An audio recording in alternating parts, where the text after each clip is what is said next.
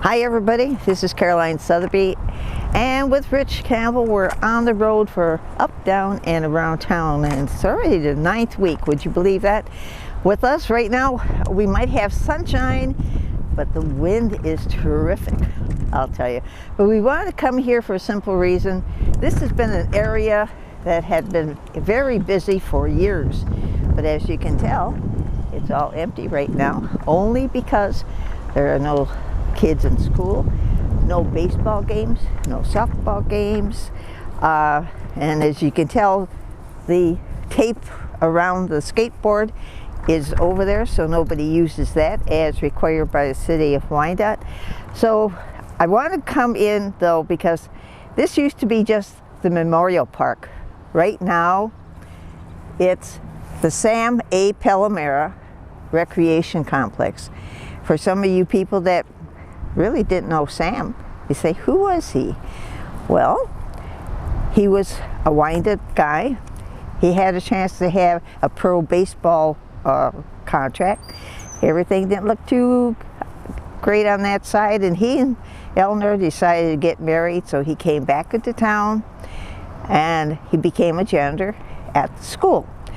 Well, the school not only kept him going, he went and became a councilman. Eventually he got the recreation director position, and with many people, he and his buddy Leonard Trusovich, they sort of got that baseball diamond out there. That's a Memorial Park baseball. Right now you can see it's empty, and it's staying empty for the rest of the season, or as long as this pandemic thing keeps us out from going in with groups.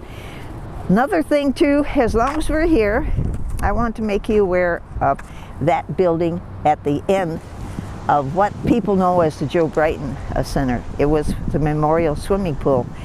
That was dedicated back in 1956, but it all started back in 53 when a contract was made to have enough funds to build that area, and they decided to put it down as 1954. It took quite some time. They finally had the dedication here on November of 1956, and inside there at one point were the list of 164 names of all the Wyandotte veterans that passed away during the early wars. It was like that until just about 10 years ago, when it was decided that they'd close it down. There were too many repairs that would have had to be taken care of. And I think because we couldn't find it, I think those names that were on the wall are someplace else. So we're going to have to find out in due time where they placed them. They still use that facility though for basketball. Their gym is over there. So the city of Wyandotte and the school actually does use it whenever they can. But anyway, like I said, this is an area is very large. You get it from like Almost Grove all the way down to Pennsylvania, and it's always used, especially with the high school kids baseball. They used to have American Legion baseball here. They used to have leagues for just people in baseball as well as softball, because that area over here was called the Dust Bowl, and that's where the girls were playing softball. So anyway, they have to say goodbye for the season here, and hopefully maybe next year we can come back when they're in full gear. Talking about the school though, if you had gone down on Eureka and saw the marquee, they have listed on the sign the first 10 graduates that are being honored this year. And even though there's no official graduation, they're planning on something special for the seniors on June 24th, and we'll be finding out more about it. All we know, it's tentatively they will be in their cars in the parking lot and the football field, and using the marquee up there, the scoreboard, for other things. When it comes to school, we'll probably find out more they've been busy trying to make call arrangements, and so plan on it for something else to come up next year. Oh, already. Another good thing about the city, many years ago, we had a lot of people that came in and formed different churches. Last week we talked about a couple of them, like what they're doing now, because most of them are officially closed because of people being gathered in an area. We had an update on St. Vincent de Paul. They said on Monday, Wednesdays, and Fridays from 10 a.m. to 2 p.m. They will have the church open for a gathering of people if they want to come in pray, and they requested please no more than 20 minutes. Use your mask and distancing, and as you leave the pew that you're at, you put a little sticker there, and after you leave, somebody will come in and sanitize the area you were in.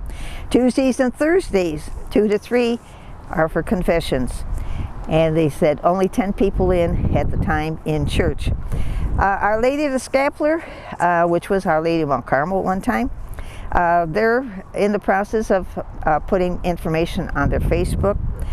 What was interesting about it was back on Easter Saturday, people are used to having their Easter blessing of the food, and that was made possible by the people coming in from 10th Street into the parking lot in their cars. And Father Mark actually had Father Bill from St. Cyprian's in Riverview come in, and they were blessing the food, and it was an avalanche of cars coming down that area, so that was great to have.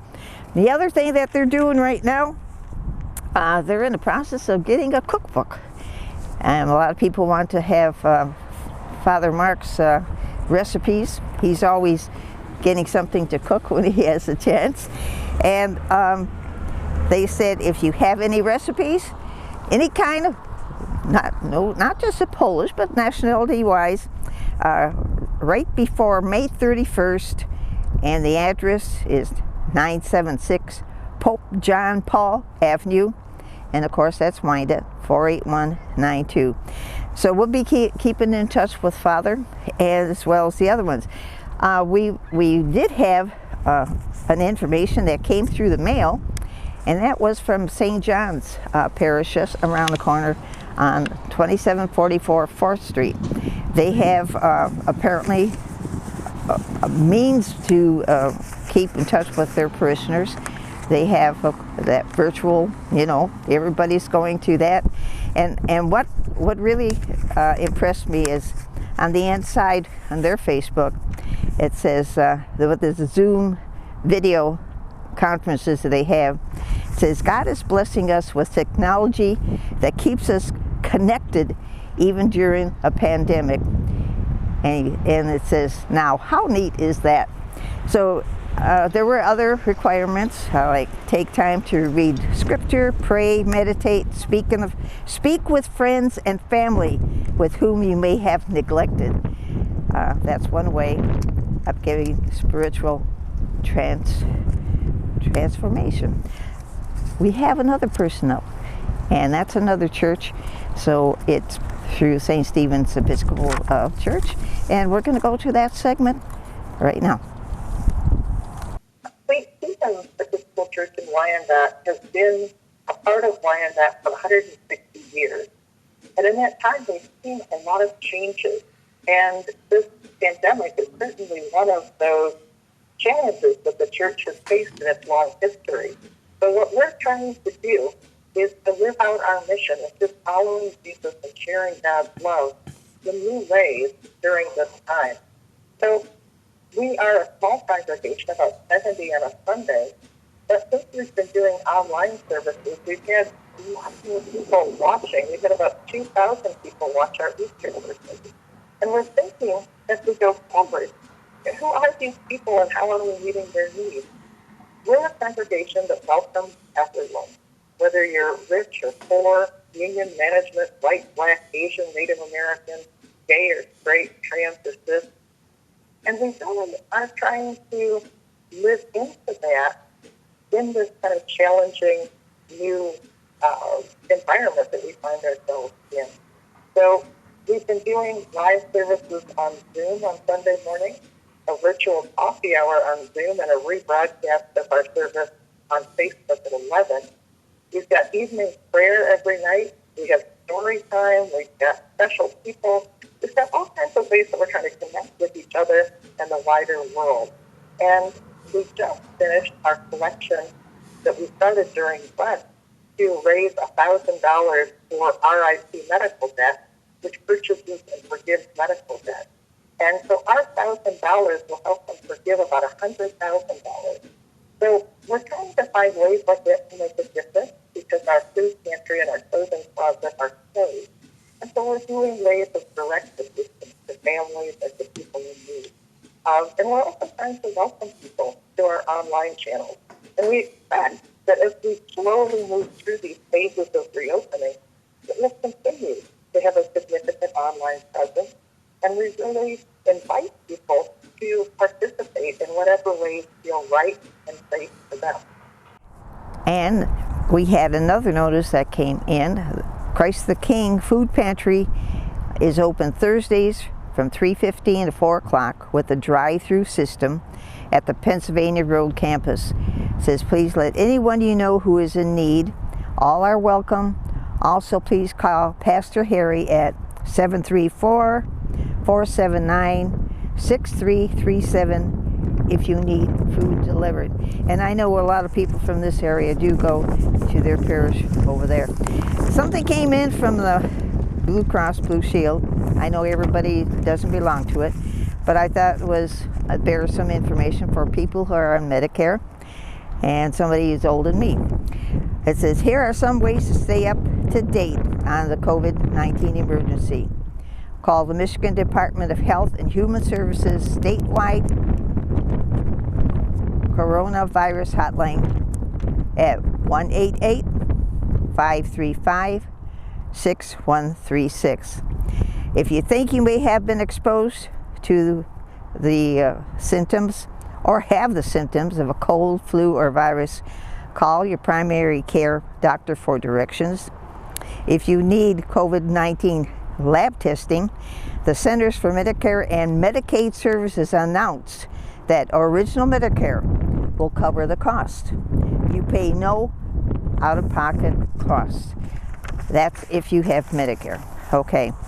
And it says Blue Cross remains open for business during the Michigan Governor's Stay Home, Stay Safe directive, but we're temporarily closed our customer walk-in centers, but we're ready to help you in other ways.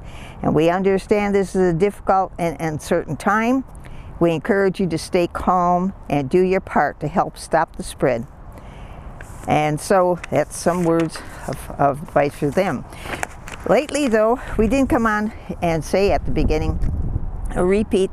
We had a lot of things planned for the city of Wyandotte. A couple weeks ago, when we talked to Jesse from the museum, he did tell us that the citywide garage sale, which was scheduled for May 15th to 17th, will not be over there this year. At least a spring one. Maybe we'll find out about the fall. And the pie and ice cream social for June 21st is canceled. And also we know already that the spring fling by the Vincent Pilati Parish is canceled. They were going to get one maybe in July, but they thought they couldn't get the same bands. People were going on vacation. And if they planned for now this length of time, if it would be enough time, because maybe we might get another extension. Who knows? But at least construction is open this time, starting on May 7th. And the Metro Park's opening for fishing, kayaking, golf, and the bathrooms are available there. That's important to know. All right. I didn't know if that was important, but when you think about it, you're over there and you need to use the facilities, they're open. There's something different, though, that I'm not familiar with, and it's different to me. It says state parks campgrounds to be closed through June 21st. but state forest campgrounds are closed only through June 9th. Then there is another description. It says dispersed camping on approved state-managed property is closed to May 15th. That's a different requirement. So, and at that point, it's only because it's a current stay-at-home order, and if it expires, that's the date. Otherwise, another correction. But if you want to find out before you go out into the highway, DNR 1-800-447-2757. It just hit me now too. If the campgrounds have the bathrooms available for use, if you're traveling, have the rest areas been open? I don't know that yet, so maybe you have to take an extra item or two in your car if you're traveling, just in case. All right, we're going to go to our mayor. He's back home, and we'll get an idea of what he has to say. So let's go. Hello, Mayor. How you doing? Carolyn Sotheby, how are you? Thank you for doing these programs weekly. You know, you and your crew, your partner there, have done a great job of keeping business and staying safe and letting people know what's going on in Wyandotte. So, great job, you guys. Great job. Well, I'm glad you can come forward with added information. I know you were at the hospital and you're well, so we'll go on and say now that you're at home, a lot of things have happened this past week, right? The governor has actually changed the date again. What's your comment on that? How far have we gone with it? Well, first of all, thank you for to get well, and I was in good hands with Wyandotte Henry Ford Hospital. They did a great job. I spent 3 days there with probably some Agent Orange, who was in the COVID unit, and if you are sick, don't be scared to go to the emergency room. They're taking precautions, so I was very satisfied and felt very safe while being there under their care. And, now with the governor's extension now from May 15th to now May 28th, and listening to her speech and following the page that we get, we're in phase 3, which extends it, that we're still in lockdown phases, and City Hall is still closed. But one of the things that he did change was now that the construction people can go back to work. So thank God for that. A little bit of light at the end of the tunnel where we can get the construction people and the roofing people and everything like that can get back to work and try to make some money and, try to get back to some type of normal. But let me explain the hours of City Hall at all, how that works and how that affects it. We will still be closed. The doors will still be closed, but you can continue to work at home, and you do the bills the same way. Your drop off box, your drive through, all this stuff like that. But what changes now? We will have skeleton crews inside the building for the builders and stuff like that need permits. Now they can call the engineering department, Carolyn, and they will set an appointment where they can come in and get their permits and everything else that needs to be done. So we will be honoring that part to be progressive to try to get Wyandotte jump started as quick as we can and as safe as we can. I think the key word is safe as we can. I know it's very hard, and Carolyn, I think if there is something to chuckle about a little bit is, I follow the news and on TV and try to get updated from all the channels, and I think that's really something that's interesting is the barber shops and stuff like that. Can't wait for them to reopen because if you see nowadays, you see the wife's cutting the husband's hairs and it's quite the joke. If you look, some of the haircuts are they're quite comical. I don't have that problem myself.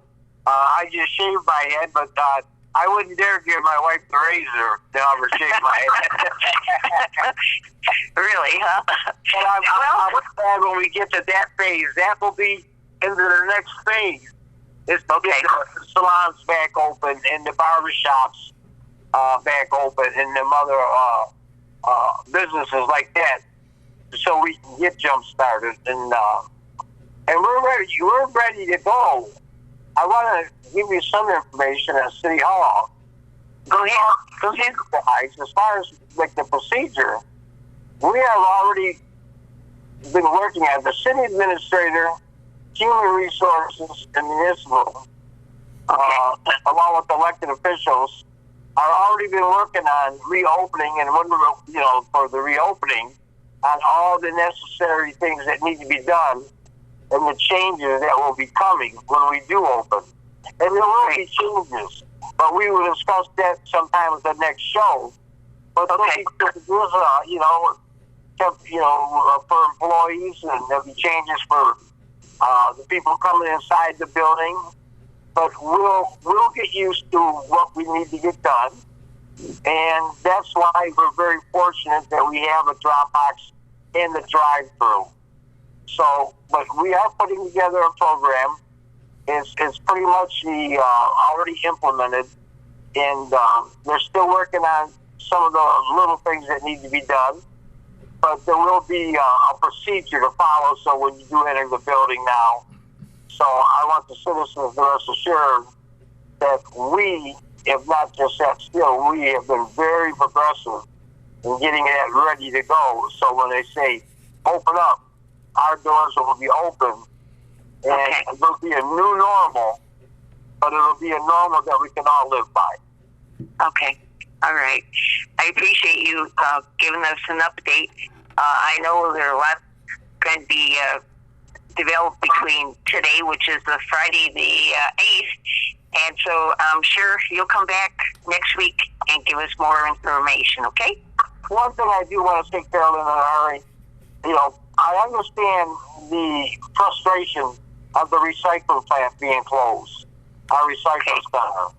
But please understand, please to all the citizens out there, is that we are waiting for the plant to reopen so they can pick it up. So that's why it's closed. We're hoping that this last phase here will open the plant up, because the UAW is going to start opening up the big three. So we're hoping the recycling plants start opening back up so we can provide that service again to our citizens. We know they miss it. We know we utilize it well, and we need to get that open. And in closing, Carolyn, I just want to say that I'm very proud of all the citizens and business people of Wyandotte. We've stuck together like we always have. We've been as a team, we've been a very powerful team, along with elected officials and the business people and citizens, and we'll continue to be. We're on the right page. Wyandotte is a great city. We have great leadership. We have great elected officials. And we're going to do the right thing and make sure it opens up in a safe manner. And in closing, I also want to wish everybody out there Happy Mother's Day. And it's a very special day. It's one of our biggest days. And just because it's a little bit different, you still always find a way to get to tell your mother how much you love her on this day. So I want to wish everybody, including you, Carolyn, Happy Mother's Day. Thank you. All right. We hear from you next week. Okay? Take care. Thank you. Bye-bye. Okay, as we started at the beginning of the program, we're here at the Wyandotte Memorial Park. We have a lot of things going on, a lot of cancellations, but a lot of things coming up. But one thing I have to go to, because Rich has been out here with his camera and he's enjoying the whole thing, getting all the B-roll. He did find some little geese, a family, playing around in the waters near our shores. They always manage to come there, so it's nice to know that they they like us again, and they're back. Anyway, I hope that you're doing fine. Like I said, keep on washing those hands. Try to stay safe. And we'll see you next time on Up, Down, and Around Town. Take care now. Bye-bye.